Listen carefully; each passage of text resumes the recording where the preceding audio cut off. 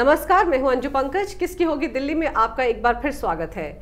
आखिरकार 2 दिन से जो काफिला चला आ रहा था अरविंद केजरीवाल का नामांकन पर्चा दाखिल करने के लिए, वो आज अपनी मंजिल पर पहुंच गया और उन्होंने 45वें नंबर पर थे, लगे हुए थे वो। उसके बाद भी वो कामयाब रहे आज अपना नामांकन पर्चा दाखिल करने में। इसी मसले पर चर्चा करते हैं। हमारे साथ इस वक्त कैपिटल टीवी के editor in chief doctor Manish मौजूद है स्टूडियो में। डॉक्टर साहब, बहुत बहुत स्वागत है आपका। Thank you. तो ये काफिला मुझे तो लग रहा था कि आज भी रह जाएगा रास्ते में ही, लेकिन आखिरकार पहुंच गए केजरीवाल नामांकन पर्चा दाखिल करने के लिए। देखिए, वो आज जो दिन भर जो चला है उसको समझ लेते हैं, क्योंकि मैं देख रहा था आम आदमी पार्टी वाले वो बोल रहे थे कि बीजेपी वाले ये इस तरह का ड्रामा कर रहे हैं। मैं आपको बता दूं, मैं वो जो लाइन में खड़े जो लोग थे, चूँकि मैं इस आंदोलन को बहुत नज़दीक से जानता हूँ, ये ज़्यादातर लोग ये अरविंद केजरीवाल के साथ काम करने वाले इंडिया अगेंस्ट करप्शन के अपने अपने इलाके के छोटे छोटे लीडर्स थे। और ये कहीं बाहर से नहीं आए थे, ये बाकायदा ये लोग मूड बना करके आए थे कि इनको अरविंद केजरीवाल के खिलाफ चुनाव लड़ना है। वो क्यों लड़ना है इस पर मैं आऊँगा, लेकिन एक चीज़ फ़ायदा हो गया। ये जो लेट होने की वजह से, एक तो लाइन लंबा होने की वजह से, वो उसमें सिस्टम क्या होता है, उसमें सिस्टम ये होता है कि 11 बजे से नॉमिनेशन स्टार्ट होती है और 11 से 3 का टाइम होता है। तो बीच में इन्होंने सवेरे हंगामा शुरू कर दिया कि ये नॉमिनेशन नहीं करनी है, बीजेपी का कोई ट्रिक है, ये अधिकारी जो इस तरह से करते हैं, ये पूरी बकवास है। मैं बार बार कहता हूँ, ये Aam Aadmi Party, they are pathological lawyers.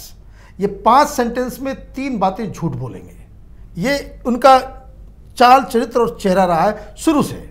अब इन्होंने तो कह दिया, लेकिन ये बताते नहीं भाई कानून क्या है। नियम ये है कि फर्स्ट कम फर्स्ट सर्विस के ऊपर जो लोग वहाँ पे लाइन में होते हैं उन सबको टोकन दिया जाता है। जो जितने नंबर पे आएगा वो उस नंबर का टोकन उसे मिल जाएगा और वो नॉमिनेशन करेंगे। और 3 बजे तक अगर कोई भी व्यक्ति लाइन में आ जाता है तो उसे टोकन मिल जाएगा। मतलब ये कि 3 बजे तक का टाइम क्या है, 3 बजे तक का टाइम ऑफिस बंद होने का नहीं है, बल्कि वो नामांकन के लिए टोकन लेने का है। अगर आपको एक बार टोकन मिल गया तो 12 बज जाए रात या अगला दिन लग जाए, लंबी लाइन है, कोई बात नहीं, सबका नॉमिनेशन वो होगा। लेकिन केजरीवाल तो ठहरे केजरीवाल।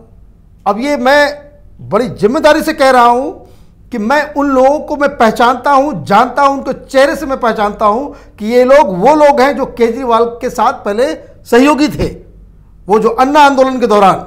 तो वो एक बात हुई। अब सवाल ये उठता है कि अब उनको मिल गया तो केजरीवाल को तो खुश होना चाहिए। ऐसे कोई नहीं दिखा रहा था। मीडिया को आप गाली गाली देते देते आपने मीडिया को अपना दुश्मन बना लिया। वो पिछले 3 महीने में कुछ रिश्ते सुधरे हैं, वो इसलिए कि आप, जैसे ZTV है, ZTV में 5 साल तक आपने कभी अपने नुमाइंदों को नहीं भेजा कि भाई वो गोदी मीडिया है। टाइम्स नाउ पे आपने कभी किसी को नहीं भेजा अपने नुमाइंदे को बहस करने के लिए। आपने कभी रिपब्लिक पर नहीं भेजा। लेकिन आपने क्या किया कि दिल्ली की जनता के पैसे से, मतलब सरकारी पैसे से, आपने 3 महीने तक इन सारे टेलीविजन चैनल के मुंह में आपने जो पैसे भर दिए। एड्स आपको याद होगा, हर जगह एड्स आता था सारे टेलीविजन चैनल में। वो अपने पॉकेट से वो नहीं दे रहा था। केजरीवाल ये सारा काम कर रहा था दिल्ली की जनता के पैसे से। और वो जो पूरा का पूरा वो जो बजट आप सुनते होंगे भाई, 600 करोड़ रुपए जो बजट जो है वो मीडिया के लिए अलग कर दिया गया है, तो ऐसे मौके के लिए तो वो कर दिया। लेकिन जैसे ये मॉडल कोड ऑफ कंडक्ट लगा, ये सारे चैनल वाले फिर वापस आ गए कि आप तो गालियां देने में तो आप पीछे थे नहीं। आपके तो मुंह से जब आपके गुस्से में, और जब आपको गुस्सा चढ़ता है किसी रिपोर्टर पे या किसी टेलीविजन चैनल पे, तो मर्यादा तो आप 1 सेकंड में लांघ देते हैं। तो सारे टेलीविजन चैनल जो है उस तरह का कवरेज नहीं दे रहे थे। तो कम से कम उनको खुश होना चाहिए कि भाई इस लेट होने की वजह से वो उनके बारे में बातचीत आज होती रही। अब सवाल दूसरा है कि जो लाइन में लगे लोग जो थे, तो केजरीवाल को ये बताना चाहिए 2 चीज़ कि क्या तुमने खुद भेजा था वहाँ पे अपने लोगों को, और नहीं भेजा था, अगर ये लोग उनके द्वारा नहीं भेजे गए थे, आम आदमी पार्टी के द्वारा, क्योंकि ये आपके सहयोगी हैं, अगर उनके द्वारा नहीं भेजे गए तो क्या जो लोग आपके इंडिया अगेंस्ट करप्शन, जो करप्शन के खिलाफ जो आपने मुहिम चलाई थी, तो आपके सहयोगी आपके खिलाफ क्यों खड़े हैं आज? लेकिन वो तो ये कह रहे हैं कि बीजेपी ने ही डमी कैंडिडेट खड़े कर दिए और इतनी लंबी कतार मैं बना वही दी। तो वही बात मैं पूछ रहा हूं कि आदर आप ये बताओ कि ये लोग जो आपके साथ जो भ्रष्टाचार का जो आंदोलन आपने शुरू किया था, जो उसके आपके सहयोगी हैं, ये सहयोगी आपके खिलाफ क्यों चले गए? दो ही कारण हो सकता है ना। आदर तो आप मीडिया लाइमलाइट लेने के लिए आपने लाइन खड़ा कर दिया कि फिर बाद में हम बीजेपी को गाली देंगे कि भाई बीजेपी की सरकार है, बीजेपी के अधिकारी हैं, वो इलेक्शन कमीशन जो बेईमानी कर रहा है, मोदी के सारे पे इलेक्शन कमीशन जैसे आप करते आ रहे हो। अगर ये एक बात नहीं है तो फिर आपको ये बात बतानी होगी कि भाई आपके जो सहयोगी थे, जो भ्रष्टाचार के खिलाफ के आंदोलन के जो लीडर्स थे ग्राउंड लेवल के, वो आपके खिलाफ क्यों चले गए?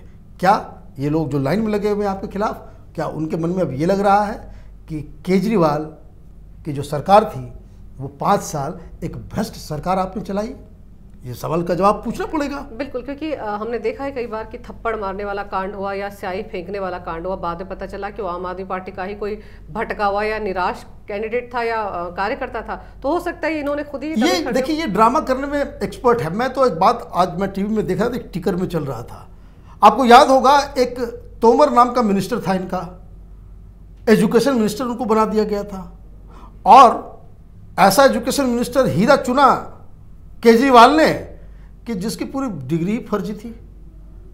बरेली से वो उसने बीए का सर्टिफिकेट दिखाया, फिर उसने एमए दिल्ली यूनिवर्सिटी का दिखा दिया, पता नहीं क्या क्या करके, और लॉ की डिग्री, वो वकील था, बार एसोसिएशन का वो मेंबर था, और लॉ की डिग्री वो मुंगेर भागलपुर यूनिवर्सिटी में, कोई मुंगेर में कोई झोपड़ी के साथ ये था जहाँ पे सिर्फ वो जो टीन में लिखा हुआ नहीं होता है लॉ कॉलेज, वहाँ से उसकी डिग्री थी। बार एसोसिएशन में कंप्लेन हुआ, बाकायदा उसको बार एसोसिएशन से बाहर कर दिया गया। ये पहले तो बहुत छाती पीट रहे थे कि ये मोदी हमारे मंत्रियों को बदला लेना चाहता है, ये आशुतोष आजकल पत्रकार बन के घूम रहे हैं, वो बोले थे हमको भी जेल डाल दो। जब उसको पकड़ा गया था, आपको याद होगा, तोमर को पुलिस पकड़ ले गई। जैसे ही उसको पकड़ा गया तो ये आशुतोष चिल्लाने लग गए कि हम भी, वैसे ऐसा लग रहा था कि लड़ रहे हैं कोई आज़ादी की लड़ाई। सुभाष चंद्र बोस को पकड़ के लेके अंदर चला डाल दिया गया, तो भगत सिंह बोल रहे हमको भी डाल दो अंदर। ये सब इस तरह के दिमाग इन लोगों के दिमाग में फतूर था। तो ये लोग, और केजरीवाल आगे सामने, वो बोले हमने सारे सर्टिफिकेट्स देख लिए हैं, जांच पड़ताल हमने कर ली है, तोमर को विक्टिमाइज किया जा रहा है। और सच्चाई, हाँ, विक्टिम कार्ड खेलने में तो माहिर है ना। और उसके बाद सच्चाई क्या हुई? सच्चाई सामने आया कि पूरा फर्जी था। तो फर्जी था तो उसको मंत्री पद से तो हटा दिया गया, उसको सजा भी मिल गई, मंत्री पद से हटा दिया गया, लेकिन उसको पार्टी से नहीं, लोगों ने नहीं निकाला, ना ही उसके जो एमएलएशिप जो था उसको कैंसिल किया गया। आज मैंने देखा कि उसकी पत्नी को टिकट दिया गया है। मैं आपको बता दूं, इस केजरीवाल के इस फर्जीवाड़े की वजह से इस देश के अंदर में कोई भी विपत्ति आ जाए, अगले 20 साल तक कोई आंदोलन नहीं हो पाएगा, क्योंकि इस व्यक्ति ने एक ऐसे नोबल मूवमेंट के पीठ में छुरा भोंका है जिसका इतिहास उसके बारे में लिखेगा कि आपने एक एंटी करप्शन मूवमेंट से आपने उसको राजनीतिक दल में बदला, और एक ऐसे ऐसे लोगों को, महत्वाकांक्षी लोगों को आपने अपने साथ रख लिया जो चारित्रिक रूप से, आर्थिक रूप से, सामाजिक रूप से, वैचारिक रूप से महादरिद्र और भ्रष्ट थे।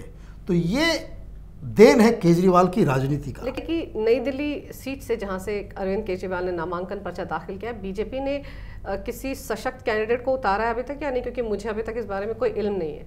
मैं तो लिस्ट देख रहा था, सशक्त कैंडिडेट तो बीजेपी की पूरे लिस्ट में नहीं है।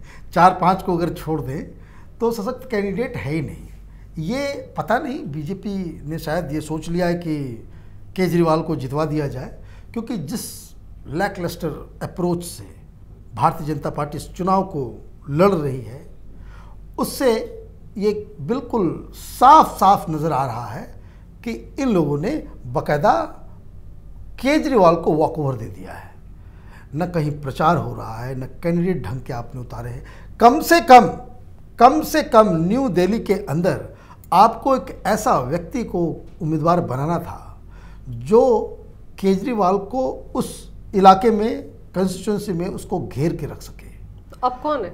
अब एक राजेश यादव करके व्यक्ति हैं। अच्छा, आपने नाम सुना उनका? नहीं, मैंने भी नहीं सुना था। और उसके बारे में बताया जा रहा है कि ये शख्स केजरीवाल के साथ मिलकर के न्यू दिल्ली में काम करता था, मैंने उसकी कॉन्स्टिट्यूंसी का आम आदमी पार्टी का वर्कर था, उसको आपने खड़ा कर दिया है। खड़ा नहीं करते, आप कहते कि भाई चलो भाई ये सीट जो है मुख्यमंत्री को हमने दान में दे दी। मजाक बना करके रखा हुआ है और ये तुर्रम खां बने। दरअसल दिक्कत क्या है बीजेपी के साथ, बीजेपी को अब धीरे धीरे ऐसा लगने लगा they are taking people for granted. लोग मोदी जी का चेहरा देख करके सारी चीज़ों को माफ़ कर देते हैं, लेकिन स्टेट इलेक्शंस जब होंगे, अगर आप अच्छे उम्मीदवार नहीं दोगे, अच्छे मुद्दे नहीं उठाओगे, जनता की सुनोगे नहीं, कार्यकर्ता की नहीं सुनोगे, finish, there is no point contesting elections. और मैं आपको बता दूं कि ये चुनाव तो बस महज फॉर्मेलिटी है। जिस तरीके से बीजेपी चुनाव लड़ रही है, there is no contest at all. Kejriwal आराम से वो चुनाव जीतता चला जाएगा। और मैं आपको ये भी बता देता हूँ, ये हो ना हो पिछली बार की तरह जो है वो उस तरह का परफॉर्मेंस कर सकता है, 50+ जा सकता है, क्योंकि बीजेपी एक चुनौती देने के पोजीशन में अभी।